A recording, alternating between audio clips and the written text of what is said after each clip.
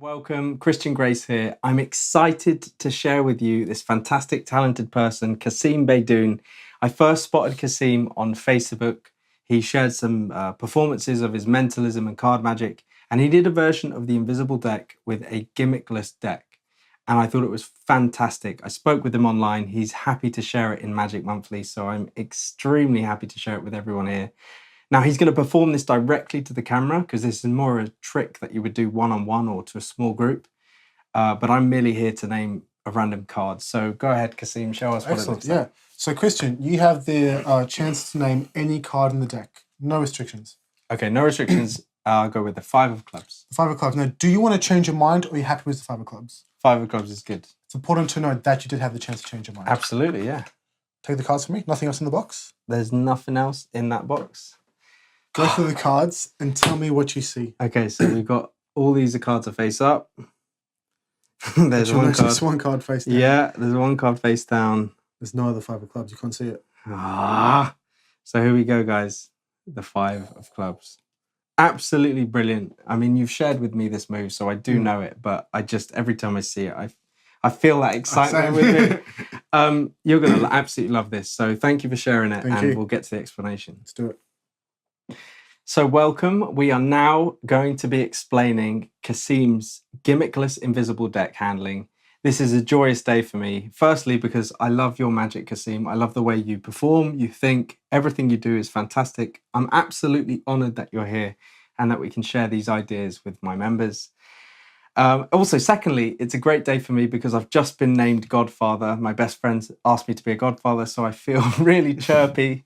And we're going to celebrate by sharing some fantastic magic. So let's do it. So first off, I will preface this just to explain that the method that Kasim is using utilizes a mnemonic stack. So Kasim uses mnemonica. I use a mnemonica, yes. Yeah, but you can use any stack as long as you know the position of each card and the number where that sort of card sits in the deck. You will be able to perform this in the way that we're about to teach it. Just as an overall sort of arcing method, there are 2 outcomes to this effect, which we're going to cover now.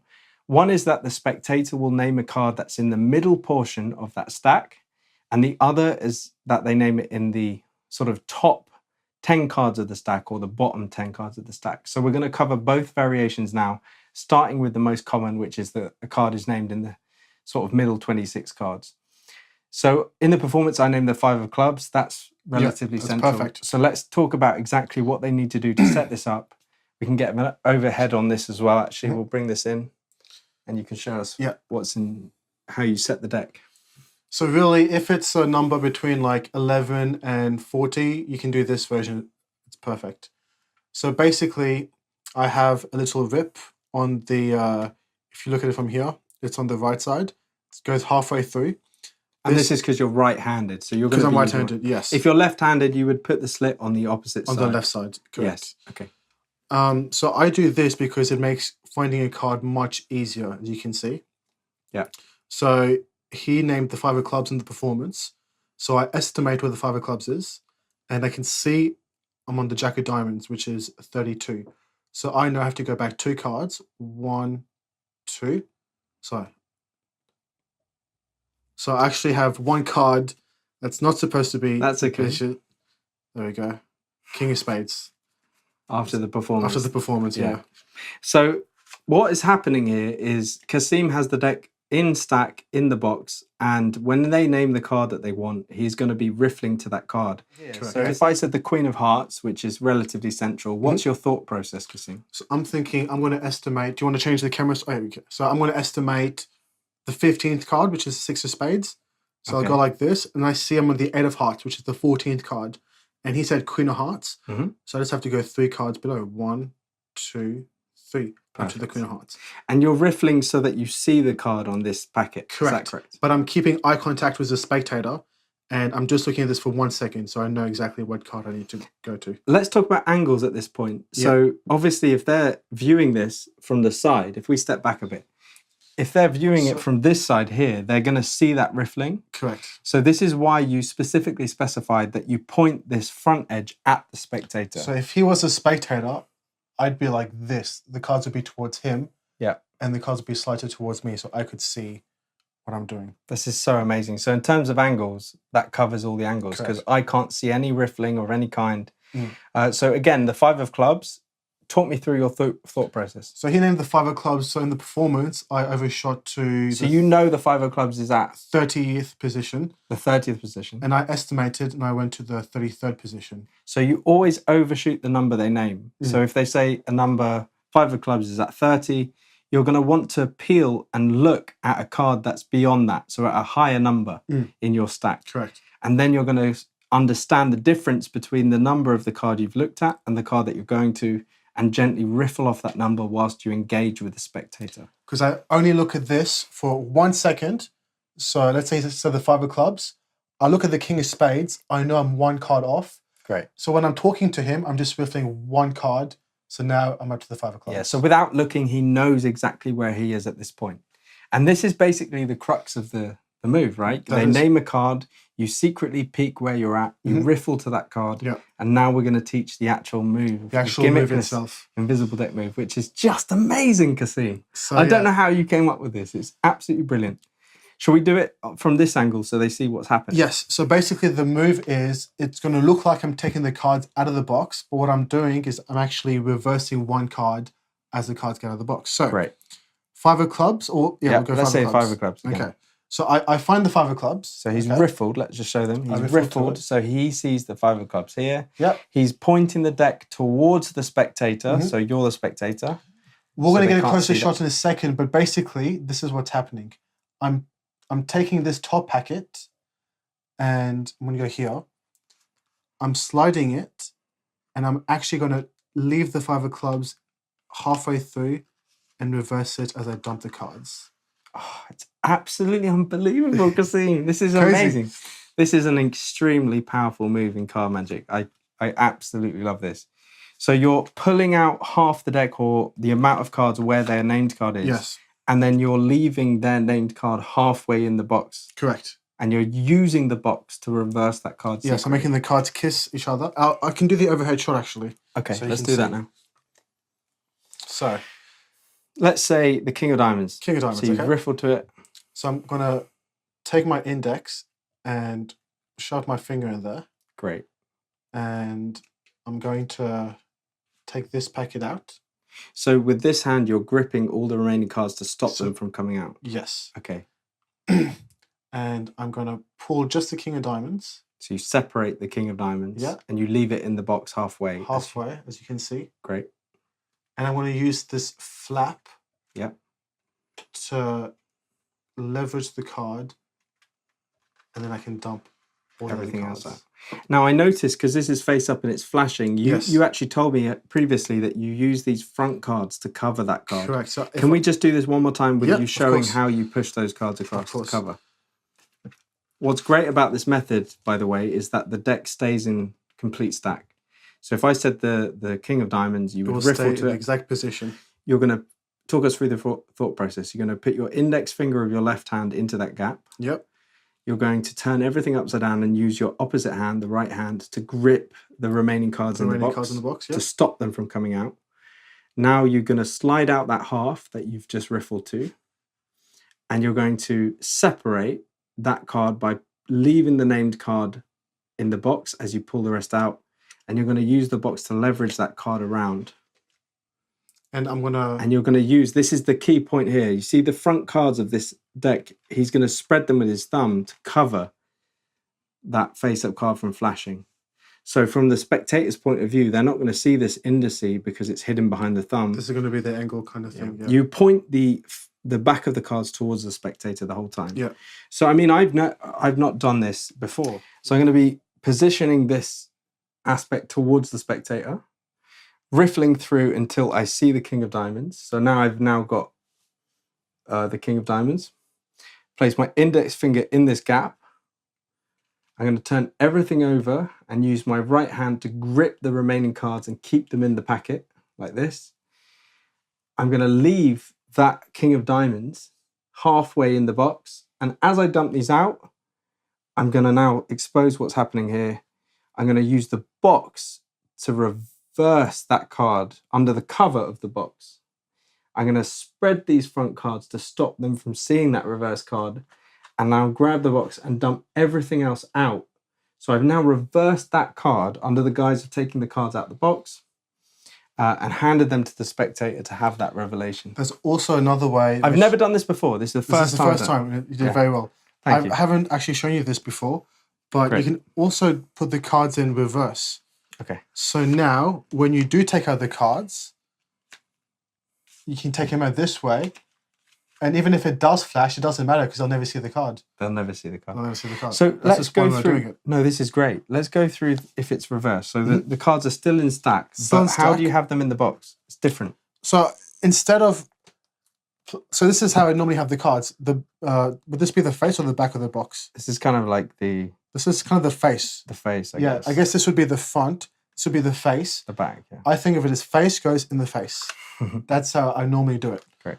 If you want to do the second one, you just reverse the cards, the order of the cards. So let's say I say the 2 of clubs. 2 of clubs. So now it's 27. So I shoot and So I he's see going to riffle and you're looking in to at the show 8 them of what's happening. spades. So you're actually looking down here to see what card it is. Yeah.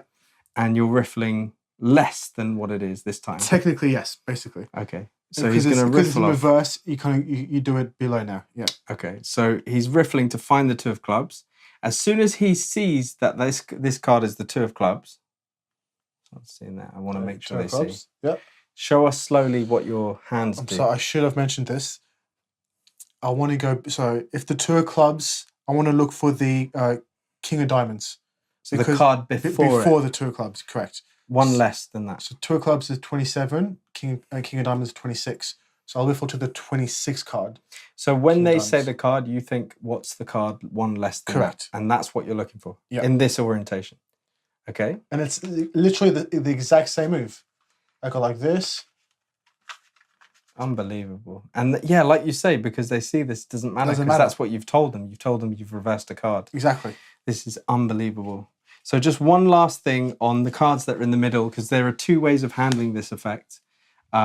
Both effects are for an audience in front of you. So for 1 person, 2 or 3, as long as they're in front, they won't see the secret move. And the only differentiation between what happens is whether the card is in the middle of the deck or near the very top or the bottom. So let's now cover what happens if they name a card in the top stack or the bottom stack. Okay. It's completely different. So let's say I say the ace of spades, which is that position 7. And I'll actually perform this for the camera. Yeah, so you're going to do this front on. So- What would it look like if you were to just perform it? So you said the ace of spades, yes? Ace of spades. Okay. So he could have obviously named any card in the deck. If I spread through these cards, you'll notice 1 card in the middle is facing the other way. Now I know you can see it, but let's show them the ace of spades. Absolutely phenomenal. So talk us through what's the difference here. So the difference is this version is a bit easier. Basically, the name card will always be on top, and we'll get to that afterwards on how that's possible. But basically, I'm actually flipping the card as I spread through the cards. Right. And I kind of just position it somewhere in the middle. And it's completely invisible from It's the front. completely invisible from the front. So for this method, if they name a card that's, between 1 and 10 or near the top of the stack, all you're doing is taking the cards out of the box. So much so that the cards that you remove, the top card of that stack that you remove is the card that you need to reverse. Correct. So he actually left the remaining cards in the box. So let's use the ace of spades as an example. We know it's at number 7, right? Yeah. So you would ask for the card as they're the audience. Because we want the card to be on top, I'm only going to counter the 6th card, which is the 6 of diamonds. Ace of spades is 7, 6 of diamonds is 6. 1 less. So I'll riffle through the 6 of diamonds. So he'll riffle through so much so that he knows that the top card of this massive portion is the card ace of that's spades. named, the ace of spades. And you will obviously... I would position the cards to myself, and I would take the cards out, leaving the other 6 cards in the box. Great. And placing it straight down. They'll Straight never on the see table. those cards. You can even put it Because in he's your back performing pocket it if you want. to It's up to people you. in front. Yeah. They never see that. So you'd riffle and you'd remove, but they never see that you've left cards Correct. behind. But the reality of the situation is the very top card is the card that's been named. Yes. And you're now going to, in the gesture of spreading the cards towards the camera, you're going to reverse that card. So I'm going to go like this, I think. Yeah, just to show. So I just pushed the first card, and with my other thumb, I just push it towards myself, It's which flips it amazing. over, and I'll just Peel it. place it anywhere in the middle. This is amazing. I really want to try this. Yeah. So at the very moment that he's going to square and show the spectator that there's one card reversed, he's going to spread this top card over, so much so that his thumb can hit the front of that card. And between the two thumbs, he's going to reverse that card, keeping it in line. Thank you very much. Keeping it perfectly in line with the deck, so that as he spreads and he wants to reveal it here, he's going to use this thumb again to pull that card over using perhaps a straddle grip, like a kind of guide. Exactly it, and then up jogging it so that it feels like it's always existed in the middle. So at speed, it's like showing as you go through that the card is in the middle and it's reversed. This is a very easy move. If you practice in front of the mirror for a few minutes, you'll get it down. Even just then I did it, and it was, it doesn't, even if you feel a little bit, it's absolutely fine. You know, unconfident with turning the card, they're not knowing what to expect. And of course, everything's covered from the front. So even if I do this slowly, right, even if I turn this card slowly, there's nothing to see. There's nothing to see. So it's just a case of getting that controlled card or the card that's named to the top. Again, this goes without saying, like, you could have the deck in stack, knowing the positions. You could get someone to name that card, and you could cut the deck at that position to have the named card on top and go straight into the sequence of showing the cards. It's also important to note that you could use this version for any card that's being named. Yeah. Can we just talk through one scenario with the card at the end? Yeah. So let's say I said the Ace of Diamonds, which is the last card. Second to last card, I mean, sorry. So I would just leave the 9 of diamonds in the box. So I would just pull off one card, very easy. And basically, I would take the cards out like this, place this on the table. Amazing. I'm looking at the Ace of Hearts, which the card he meant to say. Not the Ace of I meant to say. And basically, it's the same move, but you would just do it in reverse. So you'd go through the cards. One card on the deck is facing the other way. Unbelievable. Ace of Hearts. And at this point, I would highly urge you, once that's reversed in the middle and you've just displayed it like this, I'd urge you to just hand the deck to them in this position so that they can then fiddle and look through and realize and process the fact that that was apparently always set as a prediction. I wouldn't just show it and put the cards away. I'd want to put this in their hands so that they can process this moment and fully understand that, you know, they named any card and it was reversed. Yeah.